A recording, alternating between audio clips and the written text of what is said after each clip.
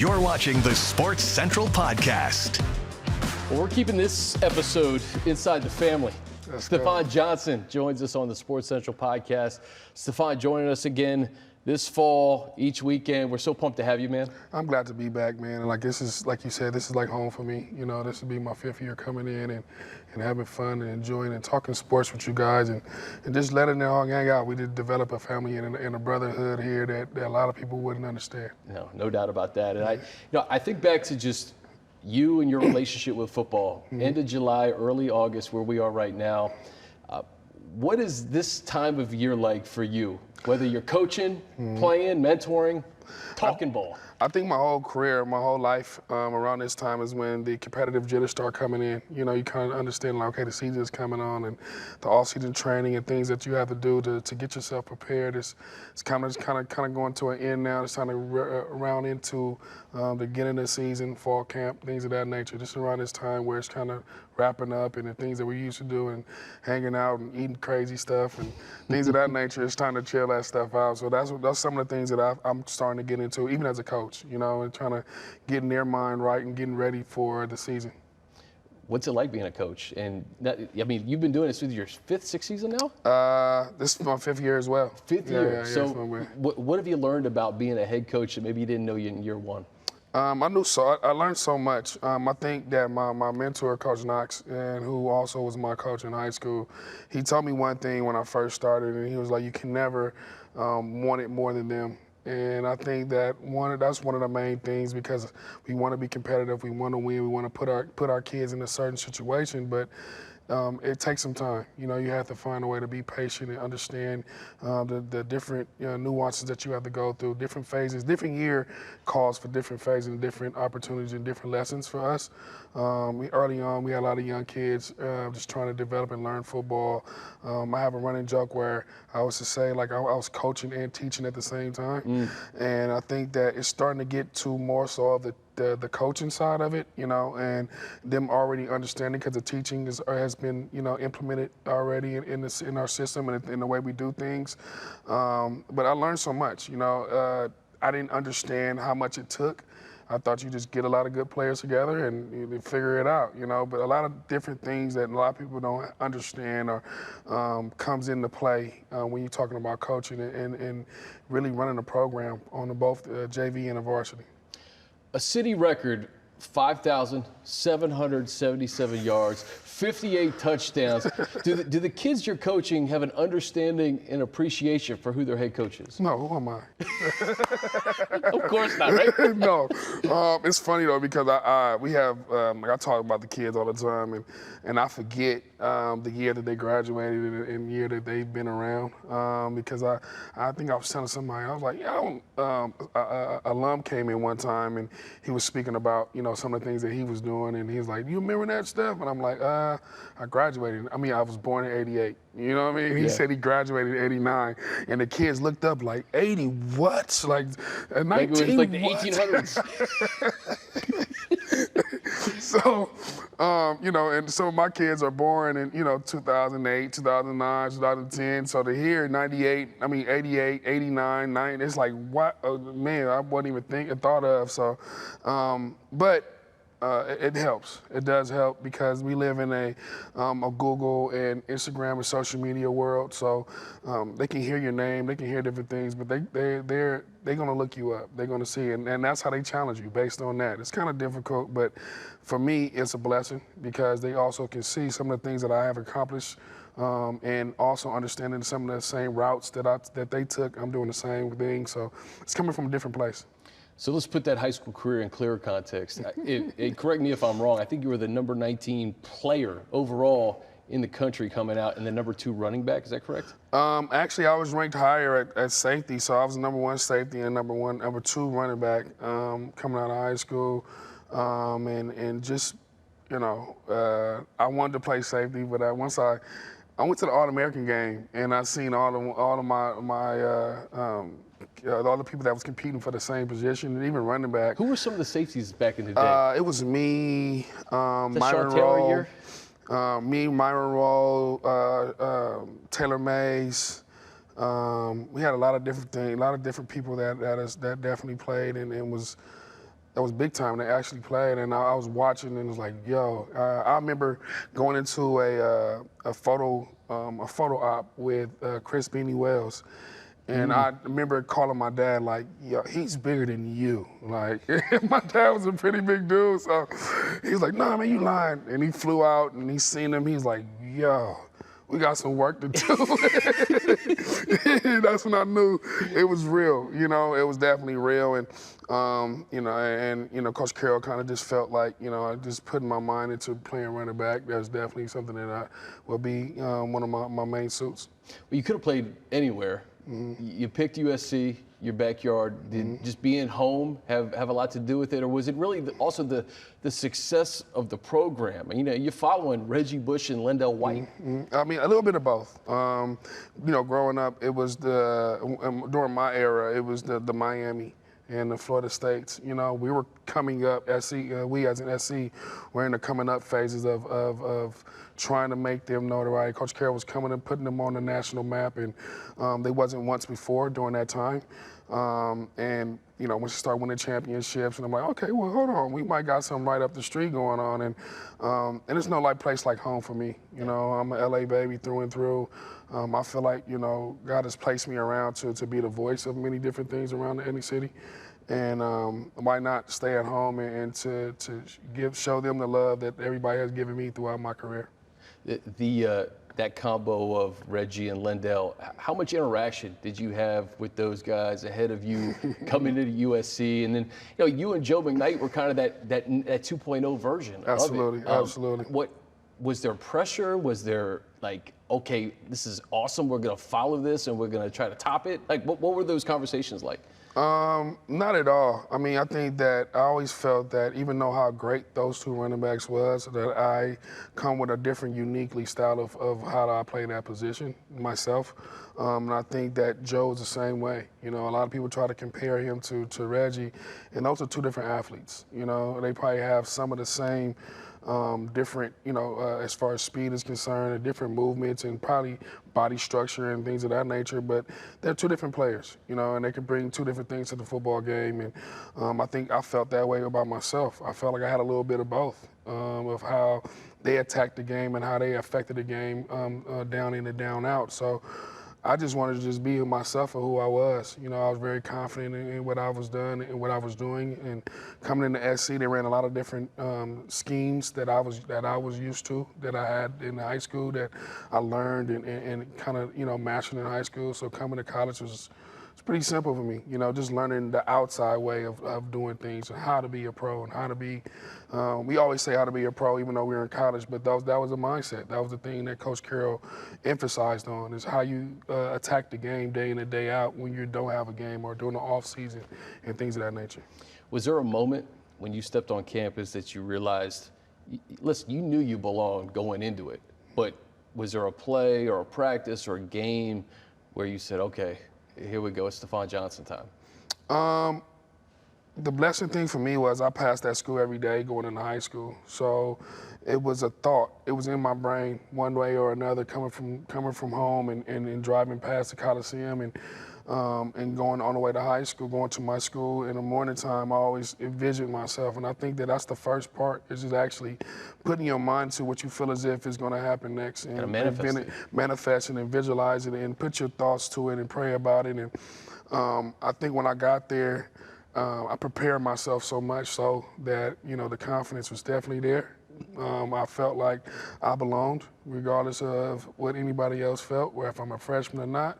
I wanted to come in and compete for a starting position and really help the team win, especially being at home. I really took more of an emphasis on it because it's at the house. It's right down the street from the crib. Yeah.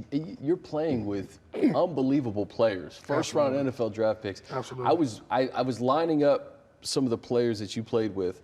I was trying to envision an August practice where you're popping pads with Ray Maluga, Cushing, Clay Matthews. I mean, are you serious? Like, what were those practices like, playing against just monsters like that?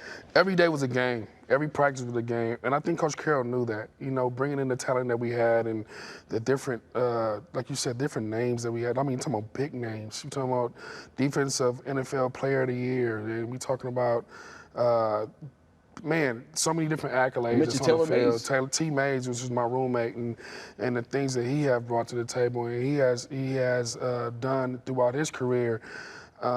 It was definitely a competition. You know, I think that was one of Coach Carroll's biggest things was to compete every day. In my room exactly, in the running back room, we had 7 All-Americans. So there's no time for a day off. There's no time for a playoff, right? There's no time to miss a block. There's no time to miss a read, you know. So everything had to been done at the right way. And not only because your room is so competitive, but the defenders that you're going up against every day are going to make you pay for making those different mistakes, whether it's, a bad read or, like I said, not picking up blocks or things of that nature. All those things come into play. You know, you can't just be a running back anymore, and that's some of the things that I coach right now. If you're playing this position, you got to be, a Swiss Army knife. You know what I mean? You got to be able to catch the ball out of the backfield. You have to be able to block. And coming in, I'm like, man, I can tote that rock. I don't care about all that. But once you realize, start understanding, like, look, this is the money man. Regardless of how you feel, this is the money man. If you don't protect him, you will not be on the football field. So those little things definitely played a part in how to watch film, get ahead of your competition as far as that concerned. And it definitely pushed me to be a better football player, not only on the field, but just mentally, not just physically, but mentally, how you go about certain things. Because once we went through the practice phase of it and we was competing so much, the games became much easier. It slowed down the game. It slowed down a lot of different things. That's why we were so successful, I believe. I don't want to put words into your mouth, but I'm thinking about like the high point at USC for you and, being a local kid to play in the Rose Bowl. Yes. And to have over 100 yards yes. in the Rose Bowl game. Yes, yes. Take me through that game and just what it was like to perform at such a high level. Like I said, growing up, in the LA area and growing up as being an LA baby, so on and so forth, I think the granddaddy of them all was always one of those top tier football moments for a kid in the inner city, and for me to be there, I remember I have a story that I think the first year that I went, we played against Michigan, and I was so caught up to everything that was going on, whether it's the jets that's flying over the stadium or the different chants that we came up with the week prior to, and it's starting to come into fruition, so much so that I didn't move out the way, and I didn't even know that it had fireworks on the field, so I was about like 2 steps from the fireworks, and I'm just in the day, just looking up in the air, and all of a sudden, blue, blue, blue, blue, blue, and I'm like, I was shocked, and to be able to be on the football field. You think security would be able to help you out a little bit, no? But nobody's going to usher me over, but it didn't work that way. But it was definitely an experience and something that I would never forget. To be able to play in the Rose Bowl 3 years in a row, not only just a regular season game against UCLA, one of the greatest rivals, I believe, in college football, but to be able to play for a top-notch championship like the Rose Bowl every year was definitely something that was definitely a plus for me. You guys got better each and every year. You got better each and every year. We go to 2009, and you were having a great season. Mm-hmm. And you've told this story so many times, but I just go back to September 28th, mm-hmm. 2009. What happened that day and how it really changed your football career forever? It definitely did. I think that it was a form of God just slowing me down. I think it was so much stuff going on. I just recently had my son. He was 1 year old at the time, and trying to get him to daycare and trying to do so many different things throughout instead of just focusing in on football and focusing in on the tasks and the things that I have done. And my mind was all over the place. Just staying up and I was an NBA 2K head, so I'd be up to 2 or 3 in the morning and making sure my son is good. And I have a 6 a.m. workout, and not understanding to us, we thinking like, oh, I'll be all right, we'll be good. But some of those things you have to take in consideration to be a better football player, to be a better person, to be a better man. So. Walked in like a normal workout and a normal day, and we can't take those things for granted. And my life changed from that instance, from a couple of hours to nearly nearly not being here at all, you know, and speaking through or communicating through a computer, or being able to whisper to someone, or your son not understanding your voice anymore. So a lot of things took into place, but I think that I'm here. You know, God is good. He was able to push me through certain situations and things, and I felt like, you know, I had the confidence to come out of it, and I didn't want to I always had that mindset of nobody can tell me that I can't do anything. Yeah. You know, I can do all things, and things that was coming up. Oh, you're not going to be able to eat no more by yourself, drink no more by yourself, breathe by yourself, or you got 1/4 of a windpipe. None of that matters to me.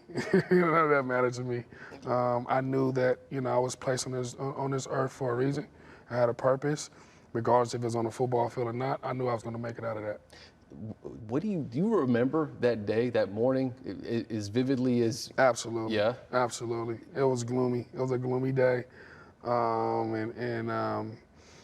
it was just starting to, as people say, football weather. It was just coming into the football weather, where at the beginning of the season, where it's hot still and it's fun, and you know, the grass is pretty much green, and around this time is where it started to get a little crisp. You know, in the morning time, you got a little dew out there, and I felt that, and I started seeing that, and this is what I always felt around this time, is where, okay, this is when football kind of starts, and that's what happened. I think we were like 4 or 5 games in.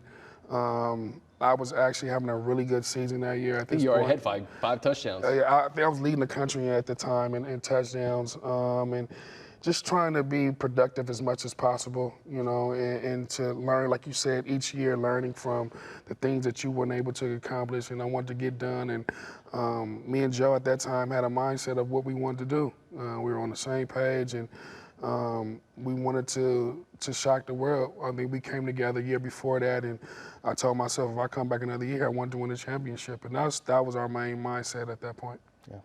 I remember I was watching this documentary on just your courage, and your doctor saying that it was the equivalent of having a small stick of dynamite in your throat. That pain, to go through that, to be in the hospital for as long as you were, Stafon, but to know that your teammates were thinking about you every step of the way. Absolutely. I think there was a story, I don't know if you guys were playing Cal, and you were watching it from the hospital. Blacked out. I blacked out. I think the love that we both have for each other, you know, and what I mean by that is the brotherhood and the actual the person that we grew to know each other as, you know, not just on the football field, but you know, going to war with a certain person for so long and understanding, you know, how this person works and how this person is driven. They knew that. They knew that, you know, I feed off of, you know, the brotherhood and the companionship of, you know, them stopping by, and those, and at that game, a lot of our teammates had the 13 on the eye black, and I think we put 13 on the back of the helmet, and that meant a lot to me, you know, and I wanted to go out there and play. That's what happened. Like I felt like let's go, and I think my anxiety was so high that they had to put me to sleep for a few hours. I woke up, the game was over, and it was over. But it was something that I knew, like, okay, my competitive spirit is still going. My competitive juices are still brewing, and I got to get back one way or another. And I remember asking my doctors, what can I do to get back to be as normal as possible? And they was like, well, you can figure this out or figure that out, and learn how to clean your own trach, or learn how to, you know, breathe on your own, or swallow, or, you know, I had to be patient in the sense too, you know, because a lot of these things were handmade and hand stitched together and hand placed, that the doctor did a wonderful job of, you know, orchestrating and putting into place. And I had to be patient and letting those things heal and those things come into play. I saw the clip of you walking into the room for the first time. Yeah. And, you know, you say you needed you needed to see the 1-3 and that support, you felt that support.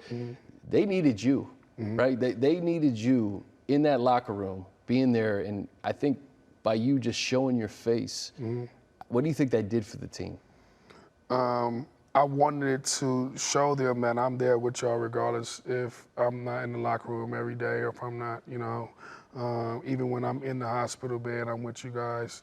like I said, we have developed a brotherhood and a connection and a companionship that a lot of people wouldn't understand, and it's something about that locker room love that you have and the experience that you have had with your teammates and even the people that was just coming in. We only been in together for the last 2 months, but they played a big part in me. I got to get up, I got to go, I got to get to it, I got to, find a way to get back on the field. Like, in my brain, I can come back by the end of the year, right, guys? Like, that was my mindset, know. And it put so much, not only it did a lot for myself, but I've felt and I've heard that I've done a lot for them, just being able to come out, and they were shocked. They didn't expect for me to be there. Last time they seen me, I was on a gurney. Can't breathe and blood coming out of my nose and my mouth, so having that visual and then me coming back, they didn't care about the trek, they didn't care about anything. They just seen me coming to being the same person I've always been and excited and trying to get them and at that time it was turn up, right? To get them to turn up and get ready for a game, and that meant a lot for me more than they even know. The one thing I've learned about you just being around you the last few years, and then just seeing these interviews from 2009, 2010, is you don't have this "why me" mentality. Absolutely. You don't have it, and you could have, right? You guys were on your way, like you said. You were having a great 2009. That injury may have hurt your NFL prospects in terms of being drafted. You found your way back onto the field in Alabama for the Senior Bowl just several months later. I don't know how you did it. How did you do it? God's gracious, I can't even tell you at this point. I just knew that, there was a purpose on my life for me to still be here, for me to still be around, and for me to have an opportunity to even play again. I knew that if it was a slim chance, I wanted to kick that door down, just to let people know that, you can do all things. Don't let nobody tell you can't do anything. Don't let nobody tell me what you can be hindered at. And once you put your mind to it and really work towards it, I think that nothing else can really matter. Like I said, my mindset was, I'll be back by the end of the year, So you give me another month to play in the Super Bowl? No problem. Don't worry about that. I think we spoke about it before where when I look back and look at the timeline between my injury and when I played again, like, you're ludicrous. Like, that's crazy, And to know that I was hospitalized for 2.5 months and being in a place, I think my first meal was Thanksgiving. That was my first time even digesting anything. I couldn't eat anything. By the time I went home, I think I was 178 pounds or something like that. And that Friday, I never forget it, they did evaluations and they showed where I was in the NFL draft. And it was the first 2 rounds, and to know that, and I was like, you know what, I could come back and do this, And it was like I was in autopilot. I can't really tell you exactly how. I just knew that I had a goal that I wanted to accomplish, and I'm gonna do it no matter what. And by God's graces, I was able to accomplish it. Yep. And you go to the Tennessee Titans. Coincidentally, Lindell White had been there before you. Yeah. Chris Johnson was in that room. And I think that's what when I think about your story, and I think about the NFL at large and how much we love this game, and we love to see people succeeding and winning championships and putting up stats. You see what Chris Johnson's going through right now. We talk about your running mate and Joe McKnight. It just how life is so short, man. Absolutely. You got hurt in your preseason, and coincidentally, Pete Carroll was on the other sideline. Yeah. Take me through that night and how maybe that put everything into perspective a little bit for what you're doing now. After that, I had a wonderful camp, with those guys. And shout out to Chris Johnson, man. That was one of the big bros that definitely took me under his wing and showed me a lot of the things that nobody else, was willing to do. I mean, a lot of those guys out there definitely took me under the wing, but because we played the same position, we had the same last name, and he's seen it. And I pretty much shocked a lot of people, hearing my story, and they weren't expecting me to be in the locker room and actually doing some of the things that I was doing on the field. It kind of threw them for a loop, and it definitely gave me a lot of respect, and to watch him go through the things that he go through, to know how strong he is, how mentally prepared, how mentally strong he is going through this process. I'm more than sure that, he can definitely come out, he will come out on the other end and shock the world as well, and like I said before, to have someone to actually believe that you can do something, and like it was some of my players like, man, don't worry, man, you could be back by the end of the season. Like, really? I can, huh? All right, and it helped me throughout that process, even though it was like getting over another hurdle after I just, accomplished one, and then in my first game, for it to be happening, my first NFL game against my college coach, I really thought at that point, it's got to be something else. It's got to be another purpose. It's got to be another way of what he's trying to show and to illustrate, what my story will be, towards the end.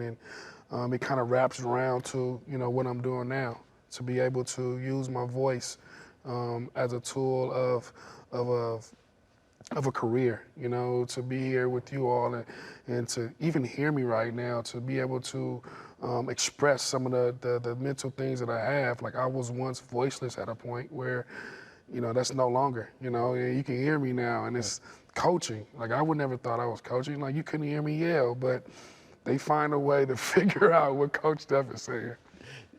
That's the coolest part about, I think, all of this is it's full circle. Stafon, you played at USC. You were awesome at USC. You went to the Senior Bowl. You played in the Senior Bowl. You went to the NFL. Didn't shake out the way you wanted to, but it brought you back to your hometown to be a head coach at the school that you made famous, that you put on the map with football. And by the way, like you said, you may have not had a voice at the beginning, but you're talking ball right now with us at CBS LA. You couldn't write that better. They say, like, for every person, for every legend, there's a story. And I think that it ain't over. It's not over, man. It's just getting started. Just getting started. And like I said, to be able to be to have be in a voiceless situation, and to be able to have a voice now, not only to the kids, but to everyone to know, like, it doesn't always end that way. And at one point or another in this football world or in the sports world in general, that person will retire. And who are you or what you would do afterwards can definitely sum up who your story and the things that you have worked towards. So this is just a testament as to saying, like, okay, look, even though I'm not playing football anymore, I'm making an impact through the game of football with my voice. Stafon Johnson, I feel like the last 2 minutes of this podcast, we should actually use your voice to get your take on your USC Trojans in 2026, because there's a high expectations. I think Lincoln Riley is probably feeling those expectations a little bit. They have an awesome recruiting class coming in here with some guys who showed out last year that they want to capitalize on kind of the momentum that they had at the end of 2025. I think Coach is going through the same thing that I went through in the early stages of my coaching career, especially being over a football team. You want to get them to understand the identity of what you're trying to bring to the table, how you want to attack different teams day in and day out. I think that they're doing a great job of bringing in people that fits their style of what they want to accomplish and what they want to take control of throughout this year and the goals that they have in mind. Because he's in a difficult chair as far as being a head coach at the University of Southern California, that's right. Us as fans and alums, we expect, the best, championships, so on and so forth. But as a coach, I also understand the things that he's dealing with, rather you might have a good trigger man, but a lot of the other intangibles, whether it's an O-line or the defense, they're behind, or they're young, or they're not up to speed of what you're trying to do, or, different coaches have changed different coaches. Some of the things that you probably don't want to be a part of your program or want to get better at, whether it's special teams. I think we had some problems with special teams a little bit going on the last couple of years. So bringing in these recruiting classes, and there's a lot of talent going on out here, especially in LA, Los Angeles, and in LA County, and just around the home in general. I think that they're starting to get those kids around this area, and I think that's huge for us, because for me, even when I went to SC, it put a different emphasis on me playing for this program, because this is home for me. Nothing against somebody else that's from a different state or a different town, but it just brings upon a different, mindset. It brings upon a different loyalty. It brings upon a different love, for this team and for the game. And I think they're definitely starting to, bring that around with a couple of here and there, like great players from different places. They have a great quarterback that's from Chicago that's coming in, and I seen him throw a little bit. He's been throwing at Rancho for a little bit, and I watched him, man, and he's exciting to throw the ball. Just watching the ball come out of his hands is definitely a great thing. I think they're expecting big things from Mayava. I know that he's coming around, and the way that coach wants him to run the offense and run this football team, I think he kind of understands it after year one. Yeah, no question about that. We'll hear your analysis throughout the fall on the USC Trojans, the UCLA Bruins as well, and so many other things, man. Stafon, thank you for sharing your story, man. I think people may have known some of your story, but you have truly lived a football life in Los Angeles, and you are what it means to be a football player in LA, man. We appreciate you. Man, thank you, Chris, for having me, and I appreciate those words. And I think I live every day to allow them to know that anything can be done, whether you're from, and I walked around these same streets and been around those same areas as you, and it can be done. I'm just a vessel being used to show and prove and understand that, you can make it and you can do things that nobody else could think you could. And like you said, you're just getting started. Just getting started, man. Just getting started. Appreciate you, man. Thank you, bro. Yeah. Appreciate it.